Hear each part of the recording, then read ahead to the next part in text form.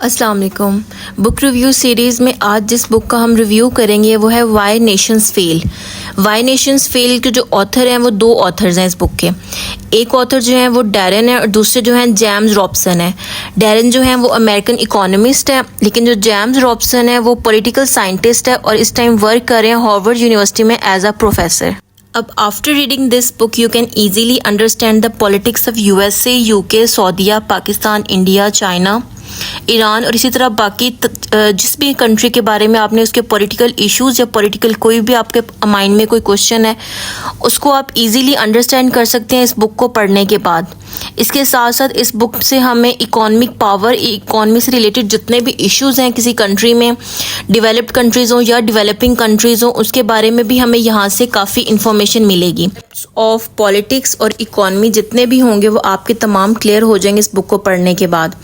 सबसे पहले इस बुक में राइटर ने 3 थ्योरीज के बारे में, पहली थ्योरी जो हमारे पास है थ्योरी नंबर 1 जिसको जोग्राफिकल थ्योरी भी कहा जाता है, उसका मतलब यह है कि कौमें जो हैं वो नाकाम तब होती हैं जब जोग्राफी जो है, एरिया जो है जो उनको डिफाइन किया गया है वो उनकी तरफ नहीं होता। उनकी तरफ का मतलब यह है कि जो लैंड उनको प्रोवाइड की गई है वो उतनी उन्हें प्रोडक्शन नहीं दे रही होती। तो इस तरीके से इस बात की गई है कि जोग्राफिकल थ्योरी अगर एक कौम के तरफ बिल्कुल उसकी पॉजिटिव साइड नहीं आ रही तो जोग्राफी जो है वो भी एक नाकामी का सबब बनती है, एक नाकामी का फैक्टर बनती है।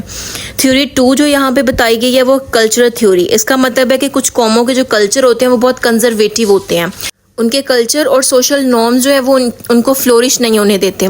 सो इस थ्योरी के मुताबिक जो है कल्चर फैक्टर्स वो भी कौमों की नाकामी का सबब बनती है, एक फैक्टर है उसका। थर्ड थ्योरी जो यहाँ पे बताई गई है वो है इग्नोरेंस थ्योरी।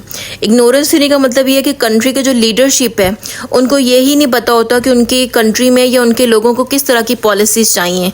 जब उनको यही नहीं पता होता तो वो पॉलिसीज़ को बनाना इग्नोर कर देते हैं या कुछ ऐसी पॉलिसीज़ बना देते हैं जिसका कोई भी फ़ायदा ना मुल्क को जा रहा हो। इस वजह से पॉलिसीज़ को इग्नोर कर दिया जाता है और ये भी एक फैक्टर कंसीडर किया जाता है कौमों की नाकामी का। लेकिन राइटर ने कहा, दोनों राइटर्स ने ये बात की यहाँ पे ये जो तीनों थ्योरीज हैं ये किसी हद तक कही जा सकती हैं कि ठीक है, लेकिन ये जो थ्योरीज हैं ये ओवरऑल एक्सप्लेनेशन क्लियर नहीं कर पा रही कि वाई नेशंस फेल। तो यहाँ पे उन्होंने अब बात की, जो राइटर हैं उन्होंने अपनी पूरी बुक में 2 फैक्टर्स या 2 टर्म्स, आप बार बार इस बुक में जब भी पढ़ेंगे आपको 2 टर्म्स बहुत ज़्यादा क्लियर नज़र आएंगी कि उन्होंने बात की कि 2 इंस्टीट्यूशंस ऐसे हैं जिनके ऊपर कौम की नाकामी और कौम की जो सक्सेस है, एक नेशन की जो सक्सेस होती है या नेशन का जो फेलियर है वो डिपेंड करती है। और वो 2 इंस्टीट्यूशंस कौन से हैं? एक उन्होंने कहा कि इंक्लूसिव स्टेट इंस्टीट्यूशंस होती हैं और दूसरे उन्होंने कहा कि एक्सट्रैक्टिव स्टेट इंस्टीट्यूशंस होते हैं। अब यहाँ पे हम डिफाइन करते हैं कि एक्सट्रैक्टिव इंस्टीट्यूशंस कौन सी हैं और इंक्लूसिव इंस्टीट्यूशंस जो हैं वो कौन सी हैं। लेकिन राइटर ने अपनी बुक में ये बात क्लियर बताई है कि जो कौमें नाकाम हो रही होती हैं उनके पीछे जो है एक्सट्रैक्टिव स्टेट इंस्टीट्यूशंस ही होते हैं। एक्सट्रैक्टिव स्टेट इंस्टीट्यूशंस वो होते हैं जो हर कंट्री का जो नैरो एलीट होती है उनको एक्सट्रैक्टिव इंस्टीट्यूशंस कहा जाता है। वो जो होते हैं वो जो जितने भी कंट्री के रिसोर्सेज होते हैं उनको एक्सट्रैक्ट कर रहे होते हैं। लोग जो गरीब हैं वो गरीब से गरीब तर होते जा रहे होते हैं और एलीट क्लास जो है वो उनके एक्सपेंसेस के ऊपर खुद को ग्रो कर रही होती है, तो उनको हम एक्सट्रैक्टिव इंस्टीट्यूशंस कह रहे होते हैं। इसी तरीके से हमारे पास इंक्लूसिव इंस्टीट्यूशंस है। इंक्लूसिव इंस्टीट्यूशंस हमारे पास ऐसे इंस्टीट्यूशंस होते हैं जहाँ पर एक आम आदमी जो है उसको हर तरह की फैसिलिटीज़ प्रोवाइड की जा रही होती हैं जिस तरह की एलीट क्लास लोगों को प्रोवाइड हो रही होती हैं। मतलब कि उसकी जितनी भी health, education, law and order जितना भी होगा वो सब उस कंट्री में बहुत अच्छा होगा और उस वहाँ की जो ह्यूमन डेवलपमेंट के ऊपर भी पैसा लगाया जा रहा होगा और लोगों को उनके अकॉर्डिंग टू उनके माइंड या अकॉर्डिंग टू उनकी ग्रोथ उसके मुताबिक पॉलिसीज़ बनाकर दी जा रही होंगी। तो वो हमारे इंक्लूसिव इंस्टीट्यूशंस में आ जाते हैं। और राइटर्स ने इसीलिए ये बात यहाँ पे अपनी बुक में क्लियर की है कि जिन कंट्रीज़ में एक्सट्रैक्टिव स्टेट इंस्टीट्यूशंस होते हैं या जो कंट्रीज एक्सट्रैक्टिव स्टेट इंस्टीट्यूशंस के ऊपर डिपेंड कर रहे होते हैं वो कंट्रीज हमेशा फेल होती हैं, ना कि जिनकी जोग्राफी हो, कल्चर हो। जो थ्योरीज हमने पहले पढ़ी हैं कि उस बेस के ऊपर कोई कंट्री फेल नहीं हो रहा होता। इसलिए उन्होंने यहाँ पे कुछ केस स्टडीज़ भी मेंशन की हैं इसके लिए। डिफरेंट केस स्टडीज़ जो मेंशन की हुई यहाँ पे, सबसे पहले हमने जो बुक पढ़ी उसके अंदर हमें सबसे पहले केस स्टडीज़ जो मिली, जो एक्सक्लूसिव और एक्सट्रैक्टिव जो है ये टर्म, इसको पूरा इसके ऊपर फुलफिल हो रही है। हमारे पास नॉर्थ कोरिया और साउथ कोरिया।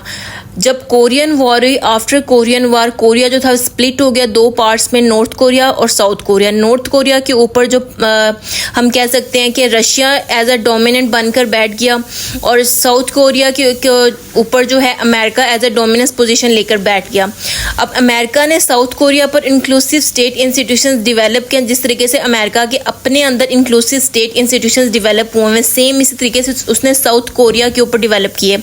और आज अगर हम देखें तो हमें एक चीज़ क्लियर नज़र आ रही है, जो कि साउथ कोरिया जो है आज हमें साउथ कोरिया टेक्नोलॉजिकली में टॉप 5 to 10 कंट्रीज़ की रेस में नज़र आता है। और इसी तरीके से अगर हम नॉर्थ कोरिया को देखें तो एलीट क्लास एक्सक्लूसिव इंस्टीट्यूशंस वहाँ पे जो हैं वो अपना कर रहे हैं, सर्व कर रहे हैं। और हम देख रहे हैं कि North Korea as compare to South Korea बहुत गरीब मुल्कों की तरफ मतलब बन गया, वैसा ही बन गया। तो ये हमारे पास एक क्लियर एग्जाम्पल है फॉर एक्सक्लूसिव स्टेट इंस्टीट्यूशंस और इंक्लूसिव स्टेट इंस्टीट्यूशंस, जो राइटर्स ने यहाँ पे टर्म यूज़ किया है। इसी तरीके से एक और केस स्टडी भी हम यहाँ पे बुक में मेंशन की हुई है, जो है अमेरिका एंड मेक्सिको।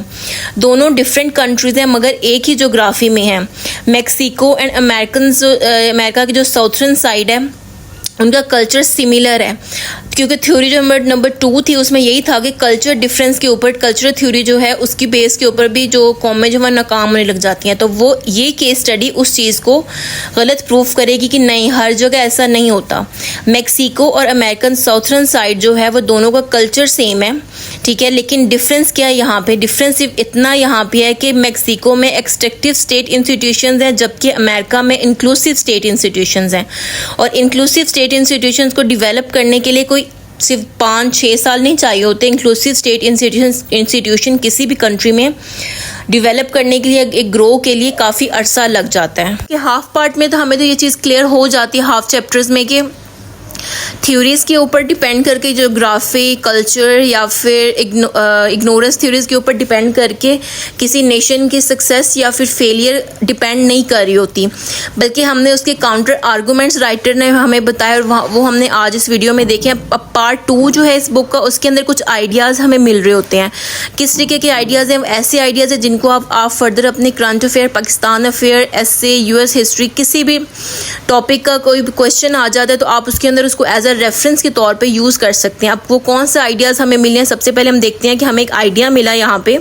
राइटर बताता है कि हिस्ट्री में कुछ ऐसे इंसिडेंट्स भी हुए हैं जिस वजह से कंट्री की जो इकॉनमी है वो काफ़ी हद तक इफ़ेक्ट करती है, कि कुछ ऐसे इंसिडेंट हो जाते हैं, पॉजिटिव इंसिडेंट, जिसकी वजह से जो मुल्क की जो इकॉनमी होती है वो ग्रो करने लग जाती है। कुछ ऐसे इंसिडेंट होते हैं कि मुल्क की जो इकॉनमी है वो डाउनफॉल में जाना शुरू हो जाती है। इसी तरीके से हमारे पास एक केस स्टडी इन्होंने इस बारे में यहाँ पे हमें बताई कि यूरोप में जब एक वायरस आया था, उस वायरस का नाम इन्होंने बताया कि ब्लैक डेथ। उन्होंने कहा कि जब ये वायरस आया था तो उस वक्त यूरोप साइड पर काफ़ी ज़्यादा डेथ जो हो गई थी, और उसमें काफ़ी ज़्यादा जो लोग थे वो लेबर लोग थे, मतलब मजदूर लोग थे जो इंडस्ट्रीज़ में काम कर रहे थे। और जब उनकी डेथ होना शुरू हो गई थी, इंडस्ट्रीज जो थी वो शट डाउन होना शुरू हो गई, और जब इंडस्ट्री में काम नहीं हो रहा था तो इकॉनमी के ऊपर काफ़ी बुरा असर उसका पड़ा था। तो ये बात राइटर की यहाँ से प्रूव होती है कि पास्ट में जितने भी इंसिडेंट हुए हैं उन इंसिडेंट के ऊपर भी डिपेंड करती है कि नेशन फेल की तरफ जा रही है या नेशन सक्सेस की तरफ जा रही है। इसी तरीके से एक और आइडिया भी हमें यहाँ से मिला कि जो कंट्रीज़ अपने आप को इंडस्ट्री की तरफ लेकर गई हैं वो आज हमें सुपर पावर के तौर पे नज़र आ रही होती हैं। और यहाँ पे उन्होंने केस स्टडी दी हमें, यहाँ पे उन्होंने उनको इंडस्ट्री की तरफ लेकर जाने के लिए इंक्लूसिव स्टेट इंस्टीट्यूशंस अपना रोल प्ले करते हैं। अगर किसी कंट्री के इंस्टीट्यूशंस बिल्कुल सिंसियर होकर काम करें तो वो मुल्क कभी भी फेल नहीं होता। राइटर ने इस बात पर एक केस स्टडी जो यूके की है उसके यहाँ पे एग्जांपल दी।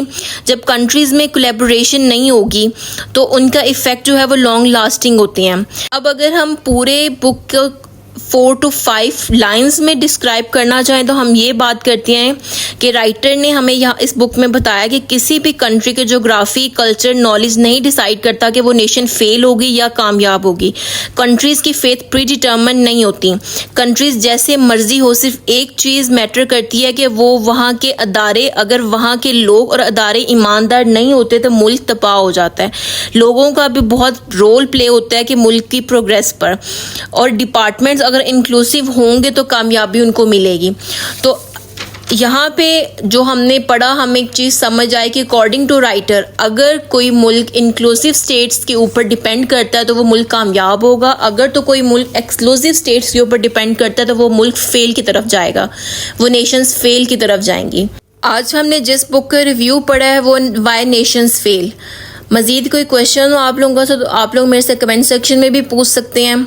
इंस्टाग्राम का लिंक है, वहाँ पे भी मेरे से पूछ सकते हैं आप लोग। हम लोग के व्हाट्सएप ग्रुप्स जो हैं उनके लिंक्स भी मैंने डिस्क्रिप्शन में ऐड कर दिए हैं, आप लोग वहाँ पे भी इनको ज्वाइन करके आप हैंडी रन नोट्स के लिए भी ज्वाइन कर सकते हैं, या आपको कोई मज़ीद कोई क्वेश्चन हो तो आप वहाँ से भी पूछ सकते हैं। दुआ में याद रखिएगा। अल्लाह हाफिज़।